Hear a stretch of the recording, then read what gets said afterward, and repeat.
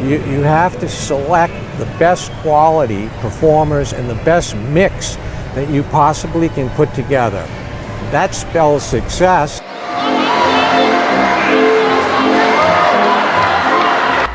Comedy, lots of comedy.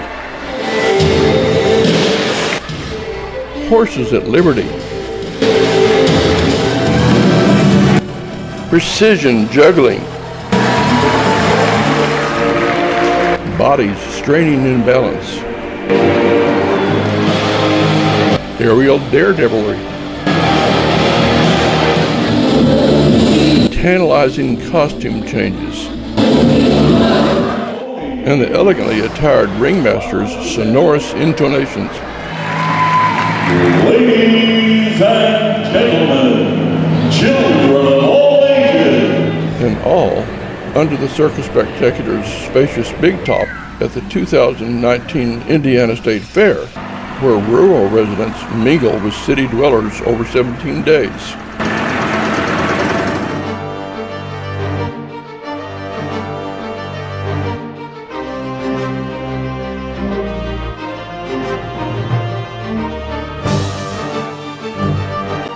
Where else than under this imposing big top can fair patrons see so many performers representing different cultures and offering so many different artistic skills? My name is Bello Nock, and I am a 7th generation circus performer from both sides of my family. I speak 6 languages. I play 12 different musical instruments, all self-taught. There's not a single circus act, circus stunt, X Games sport, extreme sport that I don't do.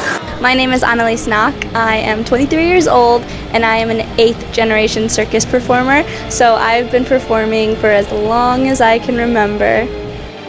I born in Romania. My son is born in France.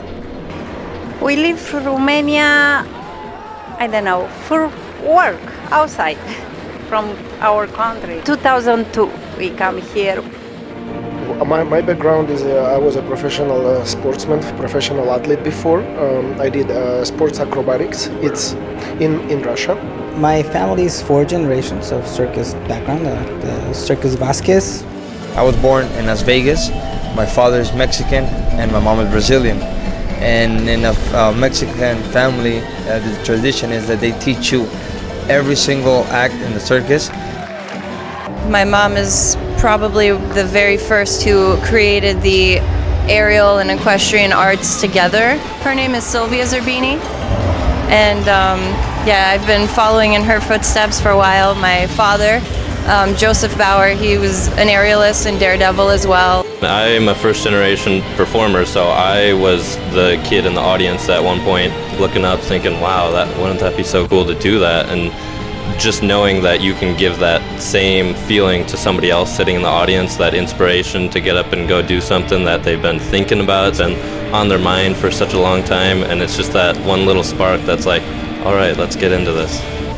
Just because they don't have ancestors or generations past does not mean that they can't excel and become extraordinary people in their own right. So yes, I think it's good for the future of the business. At the same time, not every would-be performer is cut out for the circus. A lot of people ask, how was the experience? How do you get used to it? And it's not about getting used to it. Circus performing is literally our life. Like it encompasses our whole life. It's one of the few professions that really does just affect every part of your life. I come from a generation of circus. 10 or 11 months a year, we're out touring with the circus, and we're sometimes 2 weeks or 3 weeks in our house. So for me, this is normal. For the past half-century, it's been Wayne McCary's primary task to assess circus talent and to place them in various venues, including the Eastern States Exposition. I had the opportunity to step down at the Eastern States 6 or 7 years ago after being 25 years or more at the helm. And now I have an opportunity to expand the concept that we were able to develop there way back in 1970. The circus at the Big E became, an institution over the years, and so that in the 17-day format, over 80,000 people go to that show every year. Now, why do they go when there's so many other things? The key to it, I believe, is the quality. The veteran producer has applied his decades of experience to enhance the experience of circus audiences at the Indiana State Fair.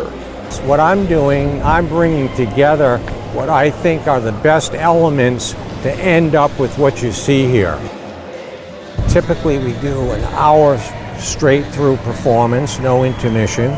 We do 3 shows a day. There are a few select reserved seats at a very low price, but 90% of the capacity is free in conjunction with the ticket. In the case of what I do today, to come in and do shows like this, I partner with Billy Martin, who has a show year-round, and we also partner with Circus Sarasota, which I believe is the best tent you can get in the country.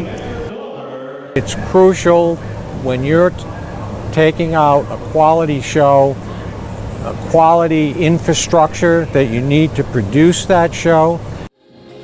But providing a quality performing environment, McCary insists, is only one part of his responsibility to cast members. As you do in any profession, you have to be ethical, and you have to develop a reputation over time on how you treat people. And hopefully over those years, that respect has led to treating them appropriately and striking ethical work contracts and working conditions.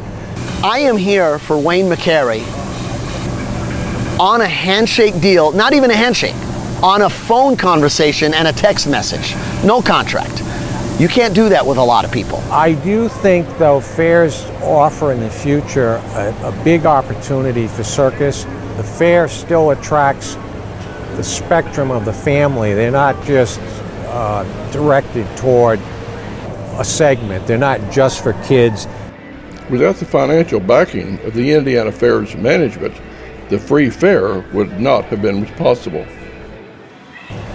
To get into the fair, and if you're going to the fair, you want to know, what am I getting for my value besides buying a hot dog when I get there? There's probably well over 200 acres of the fairground. Putting on the manager's hat of a fair, you're torn between offering the attraction and how much space are you going to give up to it. So on the one hand, you know, you got to pay for the attraction, and on the other hand, you're losing the revenue that's going to come in on the other side. You can get a lot more value for your money by bringing a significant circus to the fair. That places a huge onus on the shoulders not only of the producer, but especially the performers, and that's to deliver a world-class show to fairgoers who, after all, have devoted a significant part of their fair day to Circus Spectacular. I think you have to convince the audience that you are the one bringing the show together. You are the one bringing the show to them.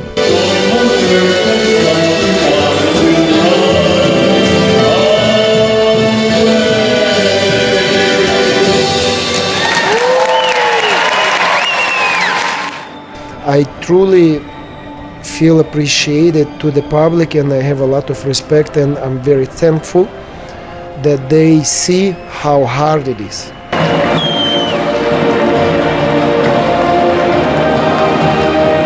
Sometimes it's not about the technique, it's not about, you know, being the best or being good, you know, it's about having a good time, doing what I love, and people could tell that, you know, people connect with me during the act, you know, and I think that's the most important.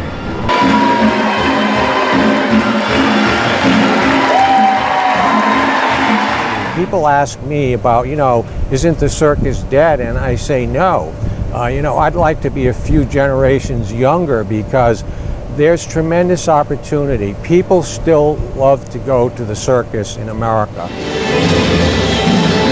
I'm so interested to see the evolution of the circus. I'm so curious to see what the outcome will be in 5, 10, 15 years. You know, I've been through it from the old times and grew up on my grandfather's shows and being around my mom and Kaleidoscape, how it used to be. I hope the new generation will continue to, you know, keep doing what we're doing with trying to make a good reputation for our industry and show people that, you know, we're really cool.